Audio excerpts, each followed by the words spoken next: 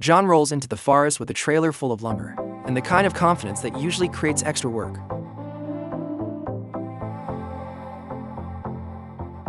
He picks one giant tree as the heart of the build, because if you are going to be dramatic, start with a monster. Before any real building happens, John clears the ground so the project does not begin in pure chaos.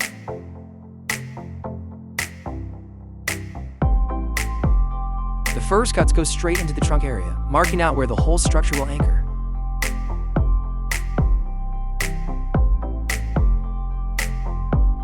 He drills and trims with almost suspicious calm, like gravity is not standing nearby taking notes. A tiny work platform starts to appear around the tree, giving John a place to stand without arguing with roots. More braces go on, because a treehouse is charming only when it does not throw you off the tree.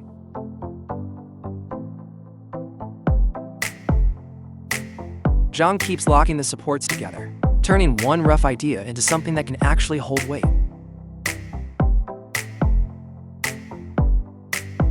The little station around the trunk gets sturdier, and the project starts feeling less like a gamble.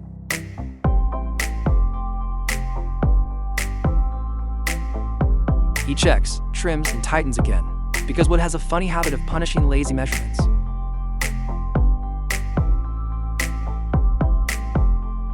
John hauls in more boards, which is the farthest version of saying the real build is about to begin.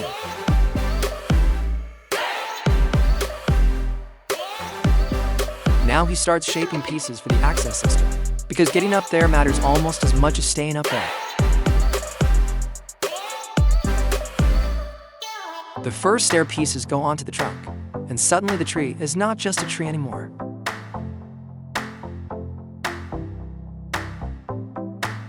John adds more treads in a spiral, building a staircase that hugs the bark like it belongs there.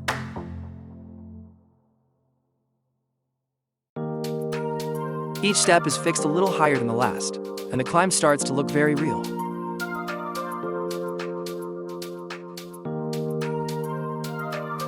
The spiral grows upward fast, turning the trunk into a wooden corkscrew.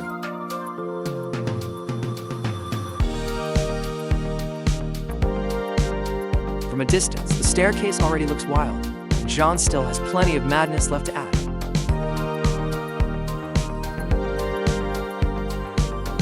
Now the build demands height, so out comes the climbing gear and a serious face.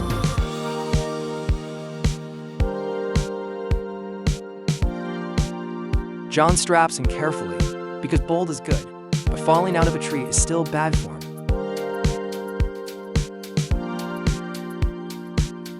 He clips and checks every carabiner, making sure the next stage depends on skill, not luck.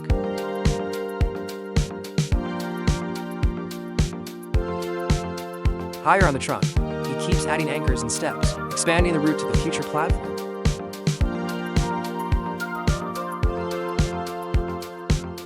Working up there takes patience, because one bad angle turns a clean move into a comedy sketch.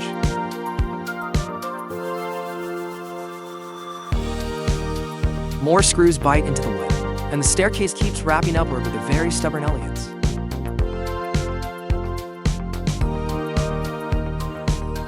From above, the whole thing looks tighter and riskier, which is exactly when John seems most comfortable. He keeps fastening upper supports, preparing the point where the real floor will finally branch out.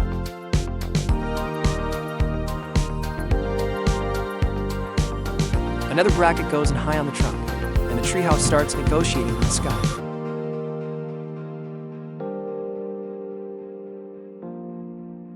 John adds one more anchor, making sure the upper section can take more than just hope.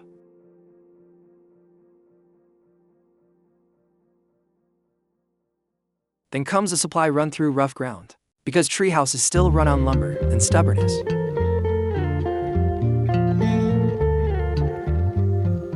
Back at the site, the spiral stair looks properly dramatic now, like a secret entrance to a problem John chose on purpose.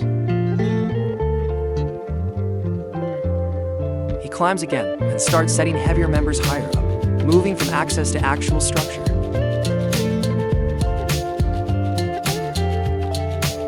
Long beams get bolted into place near the big branches, creating the first real arms of the platform.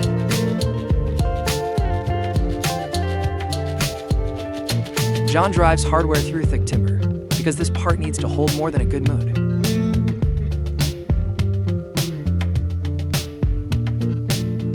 A wider view shows the old tree spreading above him, and the build now clearly has to respect that shape.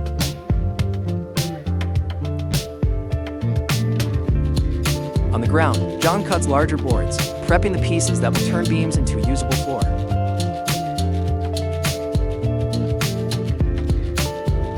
He carries those long pieces up, which is exactly as awkward as it looks.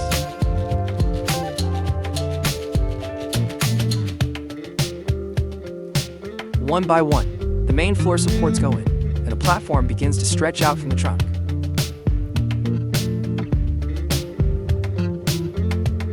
John works around a huge limb, because the tree is not moving for anybody.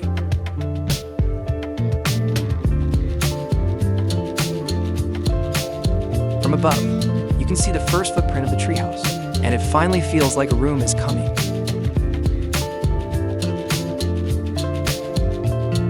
Back on the deck line, John starts preparing tall posts, the bones that will give the house its height.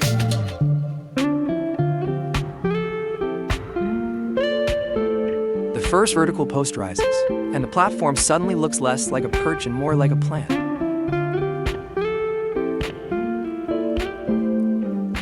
He fastens that post hard into the frame, because walls need something honest to stand on.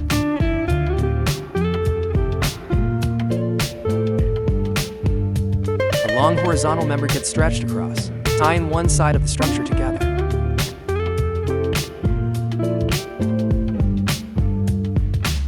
John keeps working the edge, extending the frame into a shape that can become a real shelter.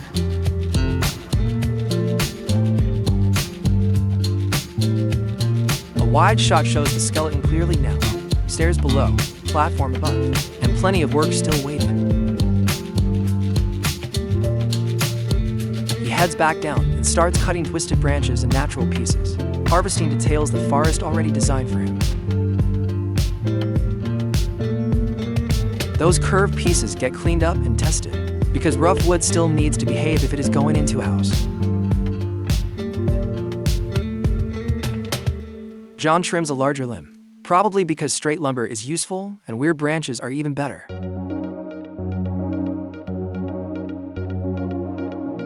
The chainsaw comes back out, and anything uncooperative loses the argument immediately.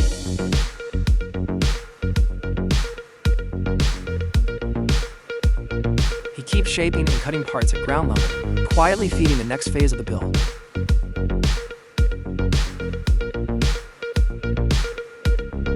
There is a brief dark jump in time, the kind that says John kept working while the camera caught its breath.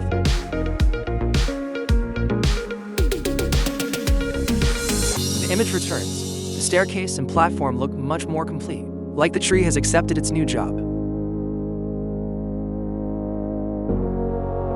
Now, John starts custom floor work around the trunk, because trees are beautiful, but absolutely terrible at being squared. He marks boards right against the bark, trying to make the floor fit the tree instead of fighting it.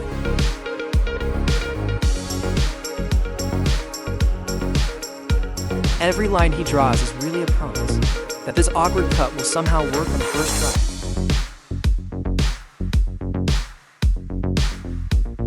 He keeps measuring the trunk and the deck edge, building accuracy one pencil line at a time.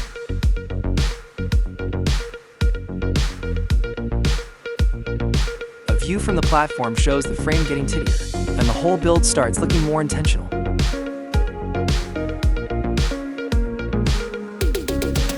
Back on the ground, John cuts and trims more logs, prepping supports and details for the next layers.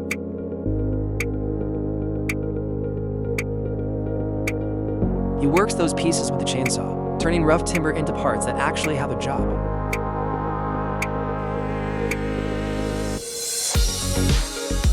One heavier log gets shaped carefully, like it is about to become something more interesting than firewood.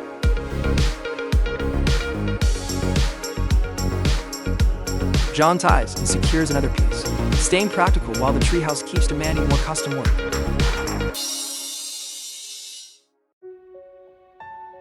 He preps more gear and parts on the forest floor, keeping the whole operation moving without losing rhythm.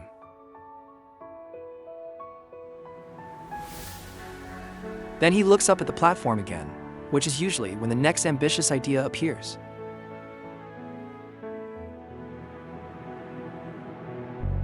Ground supports and layout points get checked, making sure the upper structure will not drift out of line.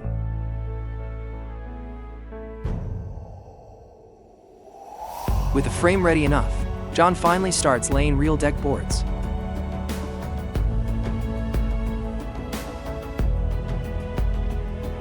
One board after another, the platform turns from open ribs into a surface you can actually trust.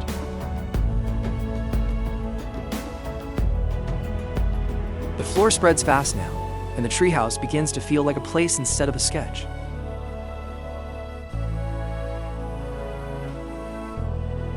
John keeps aligning boards across the joist, because uneven flooring is just a polite way to invite ankle drama. He kneels low and fixes the seams, making the deck tighter and cleaner.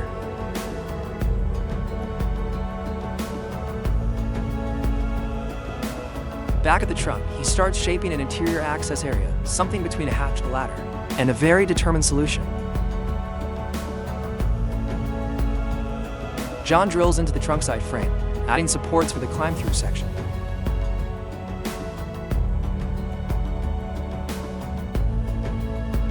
A compact ladder form starts to appear, turning the inside into something more usable.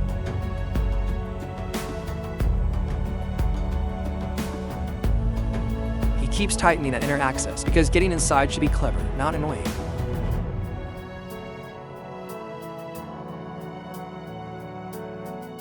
Now John trims the deck opening around the tree, working the floor so the trunk passes through neatly.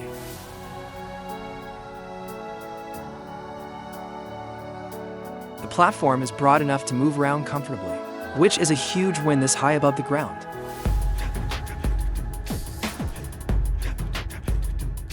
He checks the surface, adjusts boards, and gets ready to push the house upward.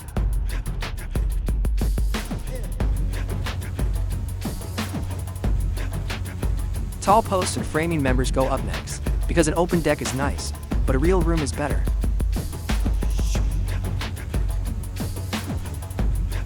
A wider view shows the treehouse stepping into its next identity.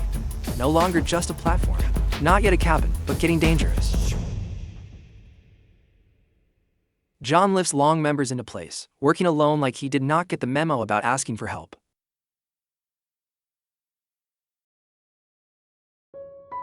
He sets major frame pieces at the top edge, laying out where the walls and roof will begin.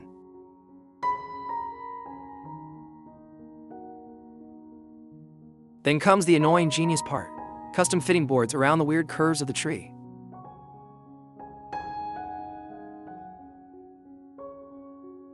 John marks cardboard or template material first, because guessing around bark is a fast way to waste timber.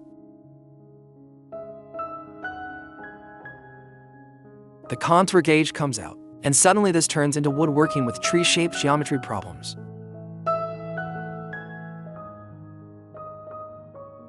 He transfers those bark lines onto boards, making each cut answer to the trunk exactly.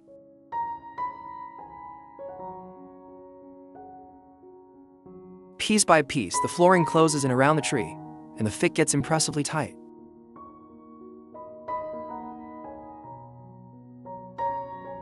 John repeats the process, because one perfect cut is luck and two is skill.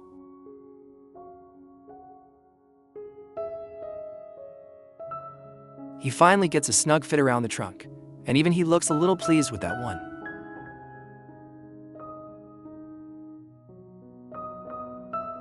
More infill pieces go down, closing the awkward gaps and making the deck feel finished.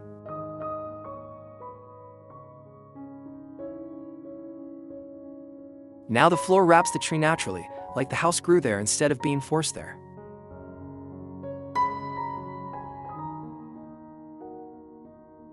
John marks and trims the last stubborn edges, still refusing to let ugly gaps win.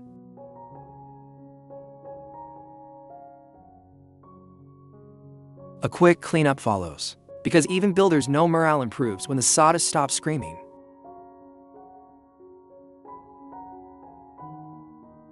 He sweeps the platform, and suddenly the space looks ready for actual walls.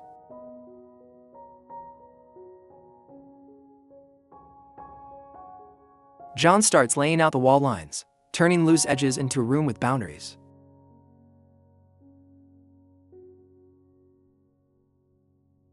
Spacing gets checked again, because crooked walls would ruin all the clean work underneath.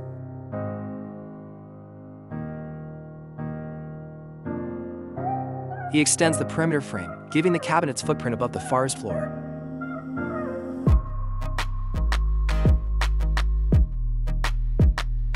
Working along the edge, John keeps building upward, one measured move at a time.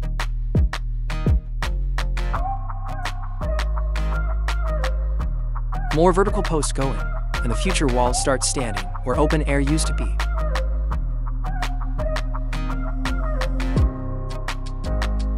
A close-up of the floor opening shows how tight the trunk fit is now, which really sells the whole idea.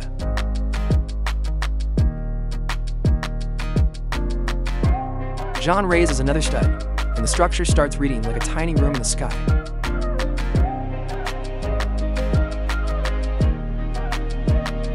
Then another post, because framing only looks easy from very far away.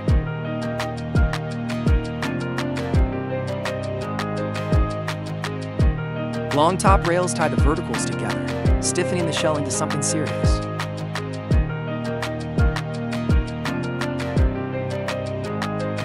John keeps walking the perimeter, closing the rectangle around the platform.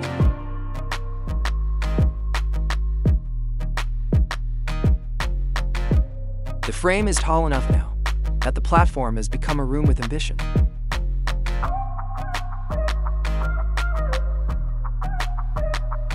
A wide exterior shot shows the shell clearly, and the treehouse finally looks like it means business.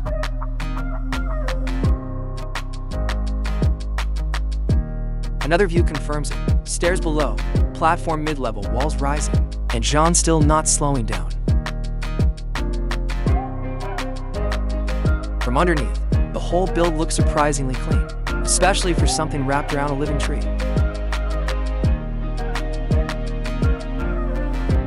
Now he starts cladding the walls with wooden panels, which changes the mood instantly.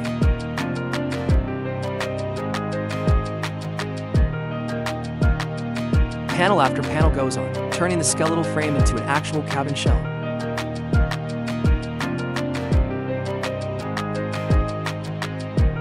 One wall closes up, and the treehouse suddenly stops, looking exposed.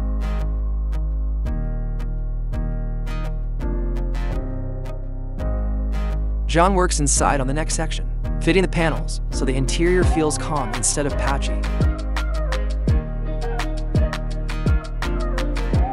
He checks the openings and corners, making sure light and structure can coexist without a fight.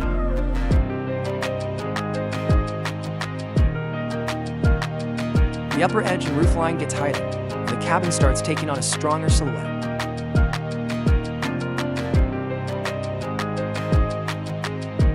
From below, the overhang looks cleaner, and the whole thing feels more sheltered.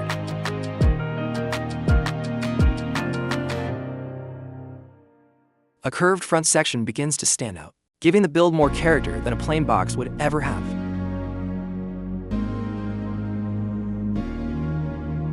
John works around that arched opening carefully, because curves are beautiful right up until they do not fit.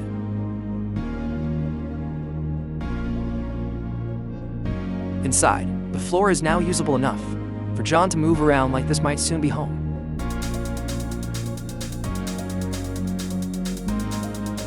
He adds framing to the front opening, building what looks like a large window or door section.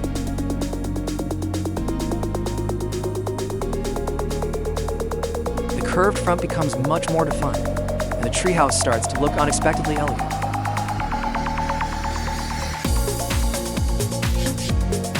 John crouches by the dog for a moment, which is probably the only member of the crew not worried about deadlines.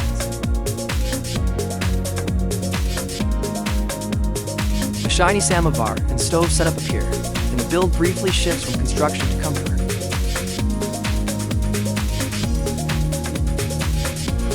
John takes a breath and starts settling into the space, as if to prove this place is not just for looking good on camera. Wood gets stacked by the entrance, because a shelter in the trees still needs on this heat.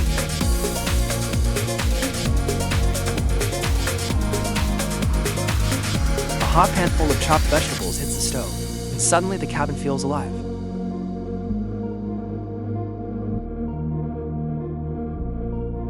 John slices bread and preps food at the little table, using the space like he already trusted.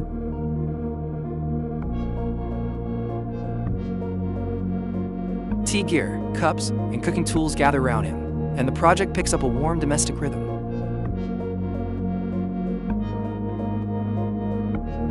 Fresh herbs get chopped, because apparently John was not content with surviving and chose solitude.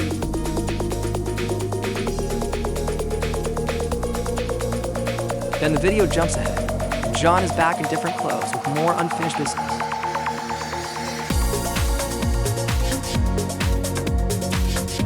On the ground, he lays out long rails for a ladder or frame, quietly building the next essential piece.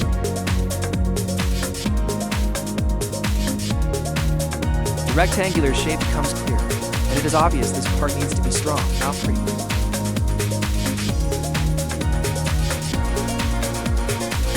John's saws and notches the members, cutting each joint so the ladder will lock and cleanly.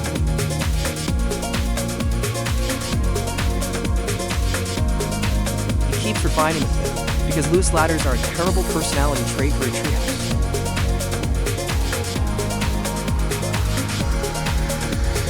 Inside the cabin, the new ladder gets broadened, and the interior suddenly feels taller.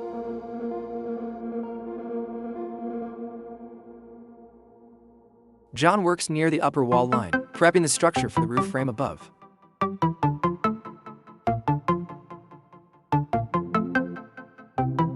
The ladder is set where it needs to be, making the upper work zone easier to reach.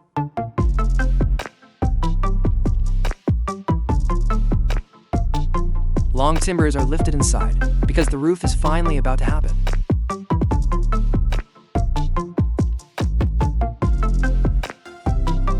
John positions the first roof members carefully, turning open sky into something he can close later.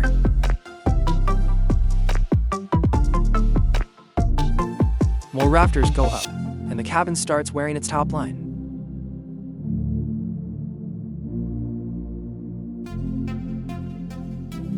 He climbs and fastens the upper frame, working that narrow space like it is an ordinary workshop floor.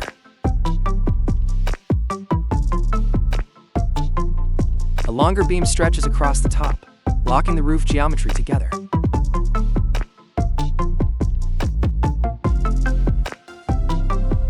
Back at the wall opening, John adjusts lower framing and trim, making sure the front face still reads cleanly. A large frame section goes into place, giving the cabin a real glazed front and a much bigger personality.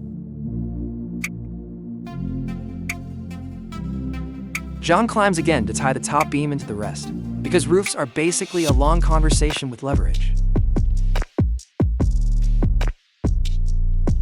Another upper member goes in over the opening, stiffening the front and refining the silhouette.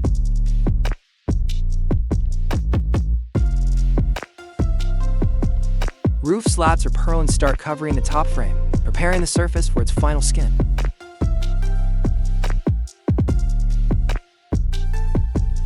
A wider look shows the roof skeleton complete enough to finally stop pretending and become weatherproof.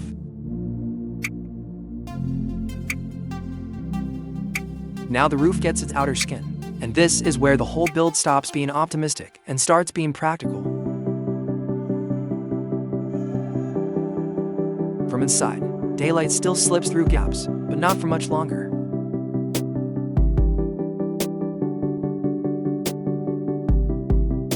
Corrugated roofing sheets go down across the top, giving the cabin a hard shell over all that careful work.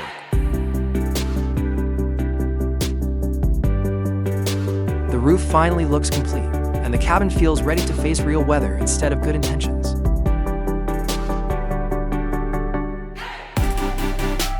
Inside, the space darkens and settles, which is exactly what a treehouse should do once it is properly enclosed. The final exterior reveal shows John's treehouse standing high in the forest, looking far to calm for the amount of labor hiding inside it.